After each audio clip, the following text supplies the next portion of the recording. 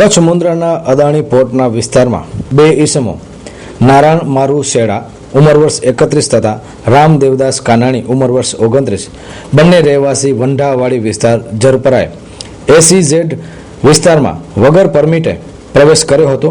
Motorcycle લઈને આ બંને શખ્સો પ્રવેશીને ગાર્ડ સાથે ઝઘડો કરી ધોકાથી માર મારવાની કોશિશ તથા જાનથી મારી નાખવાની ધમકીનો કેસ મુન્દ્રા પોલીસ સ્ટેશનમાં નોંધવામાં આવતા આ બંને તહોમતદારને આજે એટલે કે 11મી મેના રવિવારના દિવસે કોર્ટ રજા હોવા છતાં પણ એડિશનલ સિનિયર સિવિલ જજ and chief judicial magistrate Shri નામદાર સુથાર સાહેબના બંગલે પોલીસે આ બંને આરોપીને હાજર કરી 5 દિવસની રિમાન્ડની માંગણી કરી હતી, જે નામદાર જજ સાહેબે નામંજૂર કરી આવતીકાલે એટલે કે 12મી મે સોમવારના સાંજે 4 કલાક સુધી આ બંને આરોપી નારાયણ મારુ શેડા ઉંમર વર્ષ 31 તથા રામ દેવદાસ કાનાણી ઉંમર વર્ષ 29 બંનેના રિમાન્ડ નામદાર જજે મંજૂર કર્યા છે.